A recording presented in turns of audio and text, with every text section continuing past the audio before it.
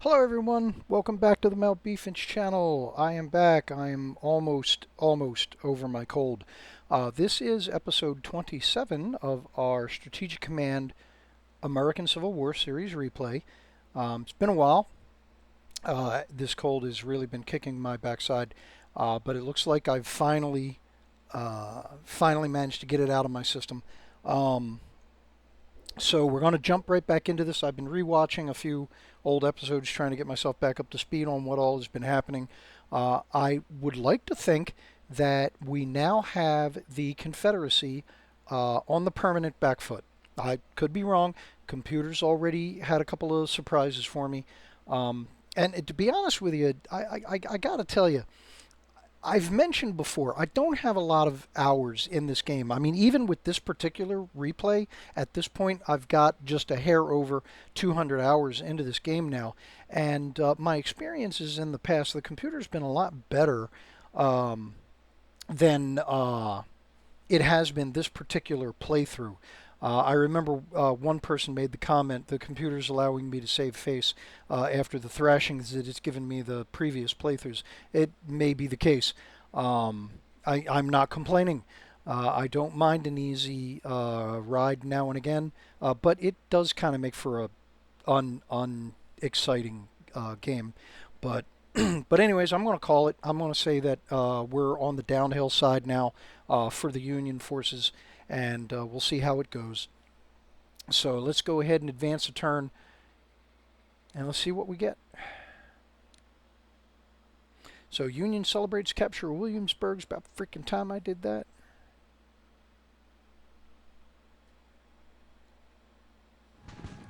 Pro-Confederate bushwhackers cause disruption in Missouri. There's no way for me to stop this. There's nothing I can do to stop this. It just goes. It just happens. So the gunboat Michigan's hit by rough seas. Did they take any damage? Yes, they did. All right, so 12 warships of the Russian Navy visit San Francisco and New York. Okay, so this is one of them things where we need a little bit more explanation, because are we talking the same 12 warships went from San Francisco and New York? Because that's one hell of a cruise for sailing ships, and there's no Panama Canal yet. Or is this a grand total of 12 ships? Some went to San Francisco, some went to New York, and it's a grand total of 12 ships. Is it 12 ships at each one? You know, punctuation and a little bit of elaboration is, in my opinion, is required here, guys. All right, so here is our ledger for the up and coming turn.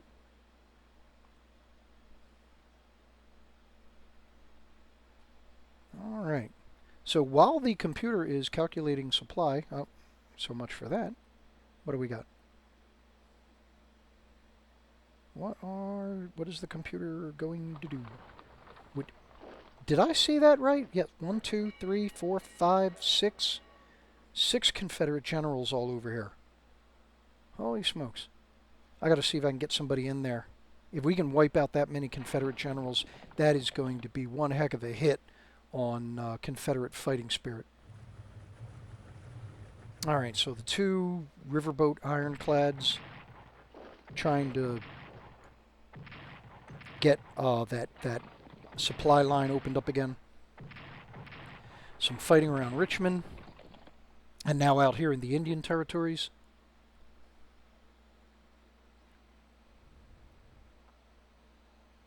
Anything more? I have been slowly but steadily getting pushed back here in the Indian territories.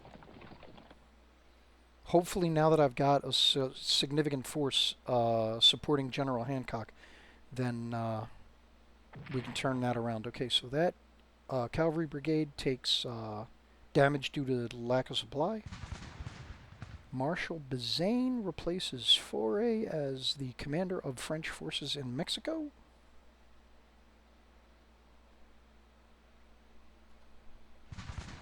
Confederate partisans cause disruption in Arkansas.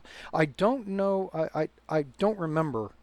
To be honest, I don't remember if Bazaine got replaced because he wasn't making progress or because something happened to him.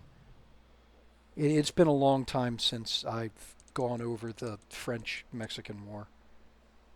All right, President Lincoln declares Thanksgiving Day a national holiday to be celebrated each November.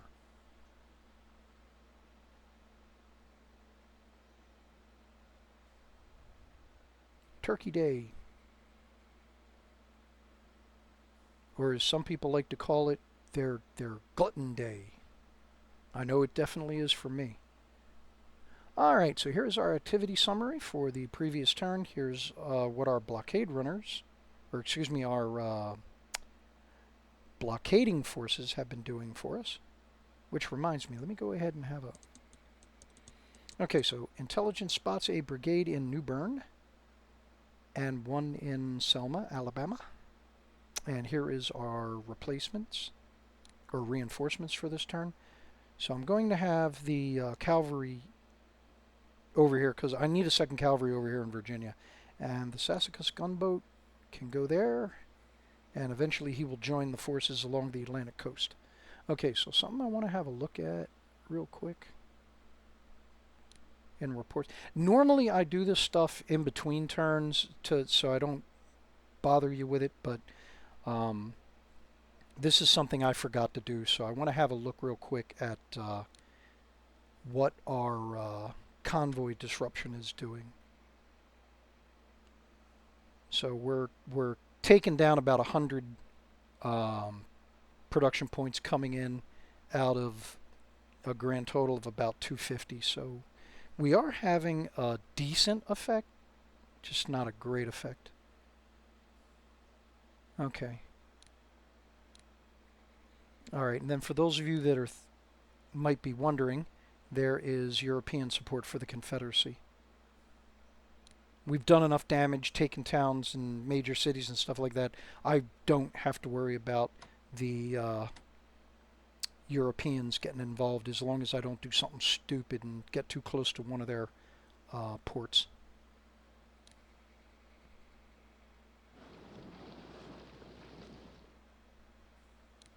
All right, now hopefully I'm not looking at a another major Confederate naval deployment.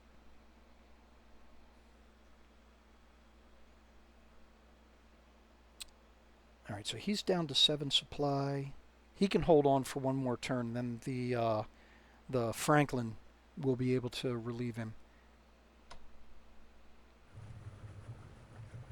Now these are Marine Corps forces that I'm going to be using to go after Wilmington. I just want to get more forces down there to hit all at once.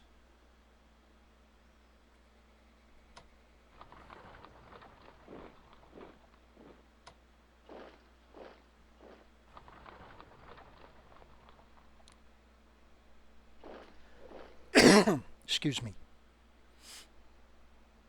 All right, so let's finish with naval forces before I do anything else. All right, so he's down to 7. He's at 8.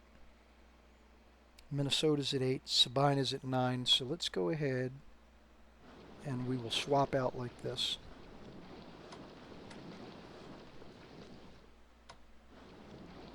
Let's see if the monitors can get Fort Pulaski for us.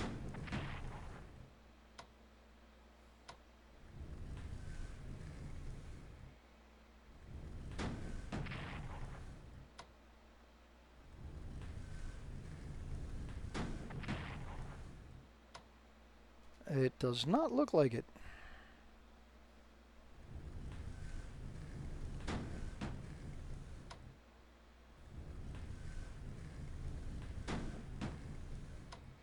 Nope.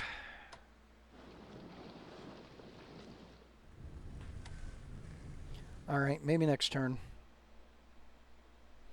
For those of you that are unfamiliar with the game, if I am able to destroy Fort Pulaski, it will cause a scripted event where we can get a brigade to invade the island and occupy it, and that will cut off any opportunity for Confederate blockade runners to get into Savannah. Now, there are a lot of players that go ahead and they do this as quickly as possible. I know that there are some folks out there that are not happy with the strategy that I've been following because it has not put a lot of emphasis on naval operations, which were a huge part of the Confederate Civil War. The reason that I have been doing that is because my experience with the game, I have taken a beating in the Central Theater and in Northern Virginia because I was not putting enough attention on those theaters. So I've been focusing especially on Kentucky this run through. And as a result, my naval strategy for the Union has been one of containment until the threat of those three Confederate gunboats. Um, then I responded with a bit more,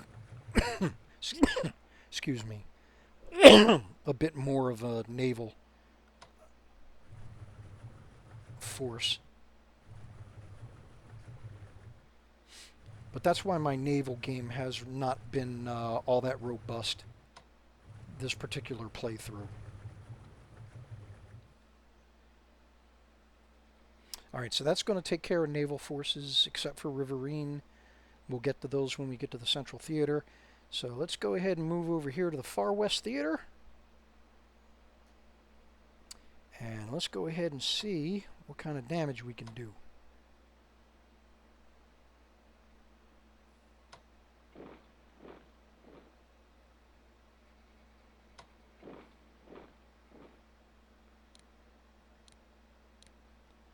So I can really move up on El Paso. Don't know if I'll be able to get behind them. We'll see.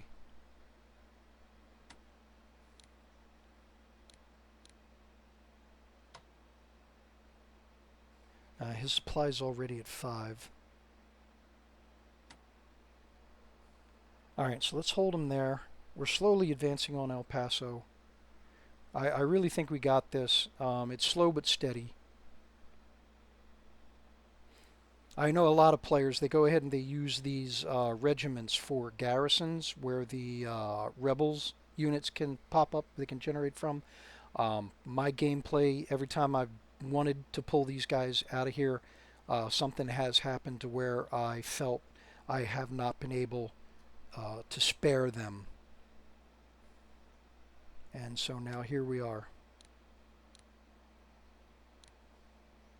And so both the Indian Territory or Western Theater and then the Far West Theater, they've been kind of slow and slogging as a result of my strategy. So what I'm doing here is I'm hoping I can use some of General Freeman's forces to threaten the supply lines from Texas to the Indian Territories, and that will cause the computer to pull some of these troops back.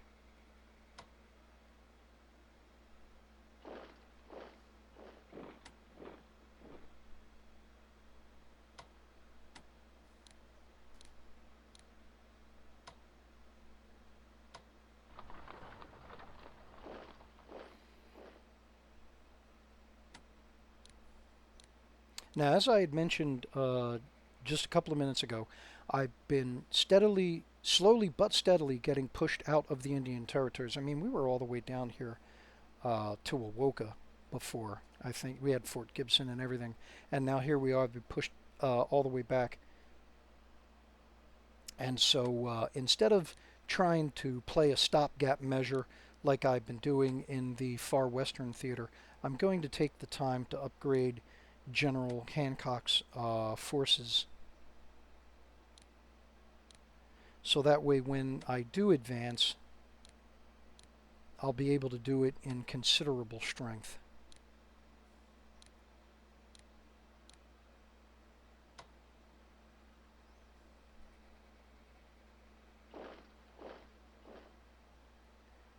Now, with the exception of the Sioux Indian Cavalry, everybody is under Hancock's supply umbrella.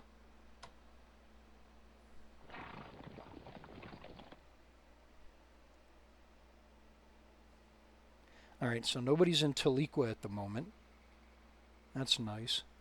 That's helpful. Alright, so moving on to General Halleck. Since this guy took supply damage, let's see if the cavalry brigade can finish him off.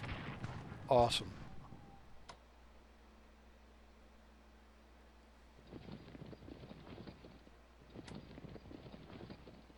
Now there's going to be something in Little Rock. But because I didn't have to use these infantry divisions, that gives me the opportunity to get them back up to full strength. And since I can't reinforce him, I will upgrade him. Yeah, I'm going to go after the engineering unit just to keep the pressure on.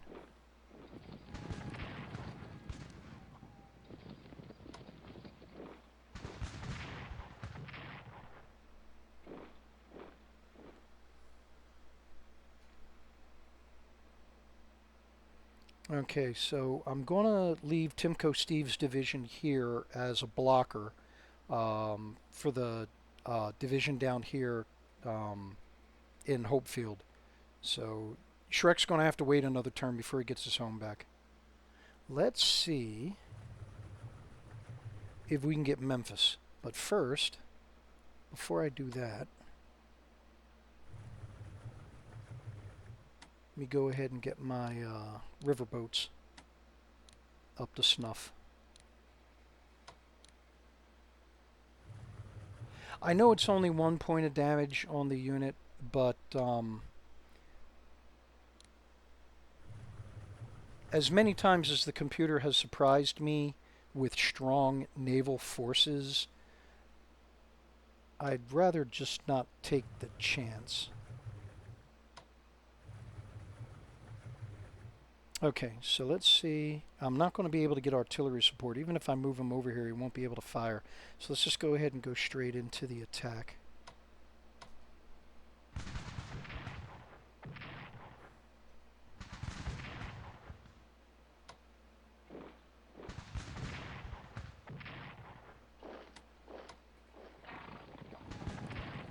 All right. Okay, so the cavalry brigade finishes them off. We'll let Maria Rodriguez division move in and occupy Memphis. That is a huge victory.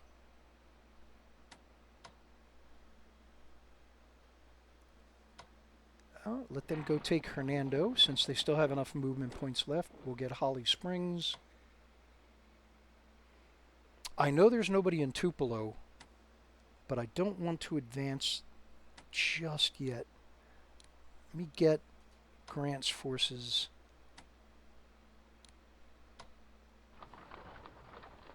At least get these two units upgraded or reinforced a little bit. And then we'll go ahead and continue pushing south. Alright, so that takes care of the Army of the Mississippi and the Army of the Tennessee. Now we got General Pope and General Meade and the Army of the Cumberland.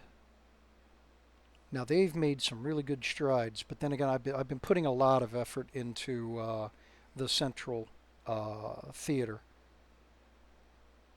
Alright, so it doesn't look like anybody's in Pulaski, so let's go ahead and advance Paul's. Alright, so yet we do have a cavalry division over in Fayetteville.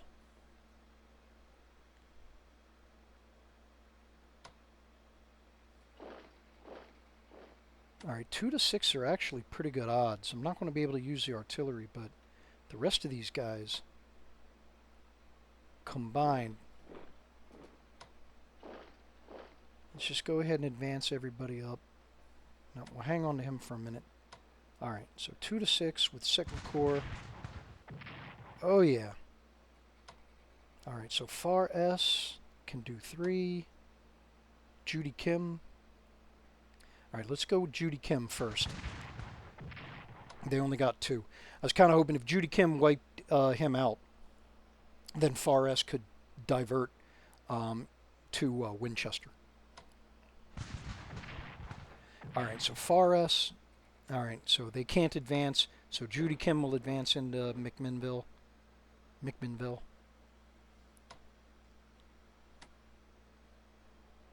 I'll have Dino's division.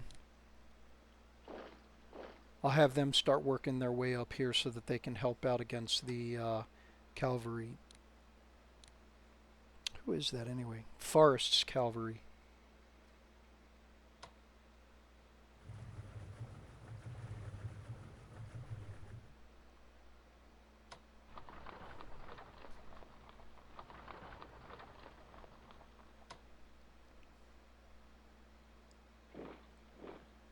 Alright, only 2-1.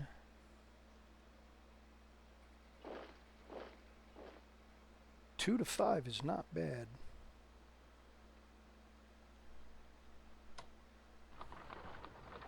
Can he get up there? Yes, he can.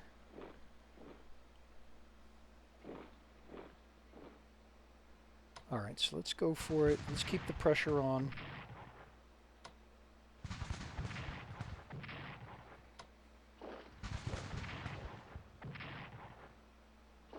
And Paul's YT can occupy Fayetteville. I'll take the chance of leaving Pulaski open. Since I'm not going to do anything with these 2 corps, let me take the opportunity to go ahead and upgrade them.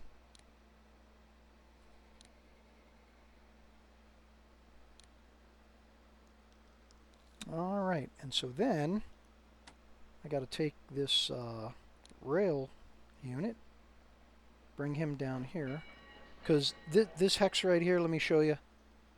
So that's a spawn point for rebel unit. So I gotta have a garrison around here somewhere, preferably in Franklin or Shelbyville. So that's what I'm going to use the train for. And sometimes, especially when they're upgraded, the armored rail units can be really powerful, especially on the defense. But they're limited in where I can use them, obviously, because of the rail lines.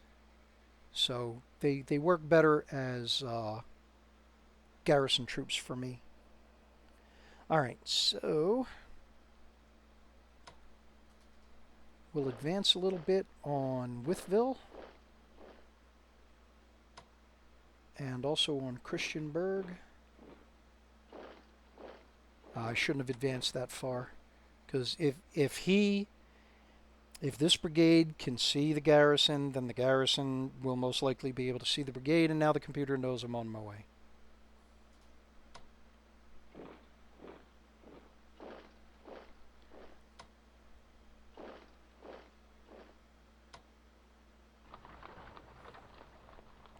Alright, let's see if we can push, who is that, Herbert Division out of Charlottesville.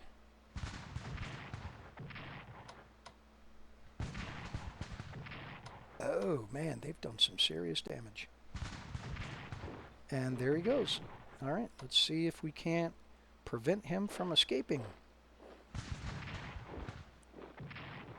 Not exactly.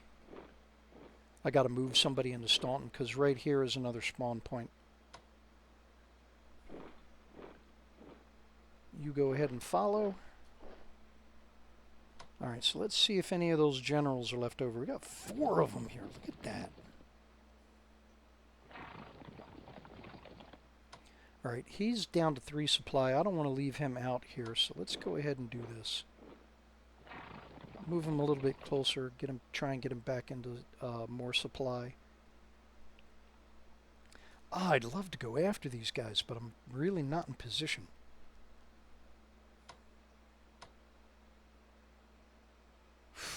That could be a really bad idea.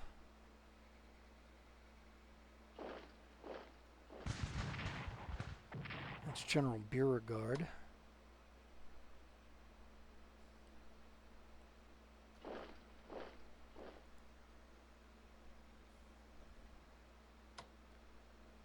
Nothing I can do there. Alright, so let's see if we can take Richmond. I mean, I can probably take the city, but I don't know if I can hang on to it.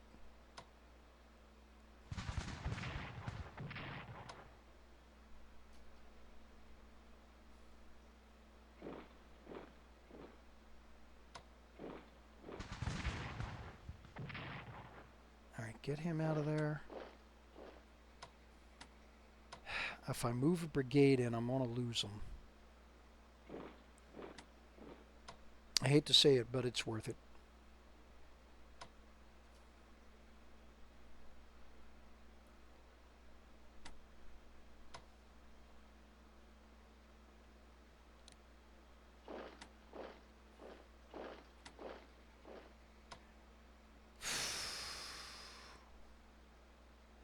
and I can't reinforce him.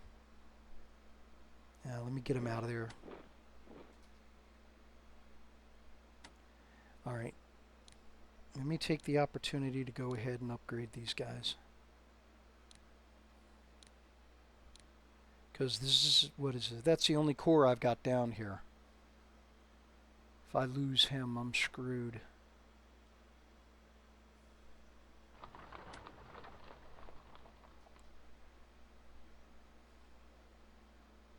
All right, so we took Richmond, we took Memphis. That's going to be a huge help. We might not hold on to Richmond, but that's okay. All right, so that should take care of it for operational and combat moves.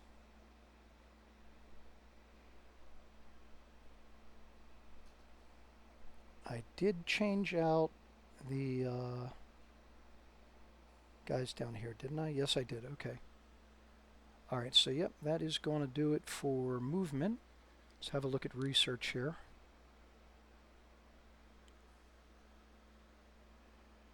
So industrial technology should pop next turn.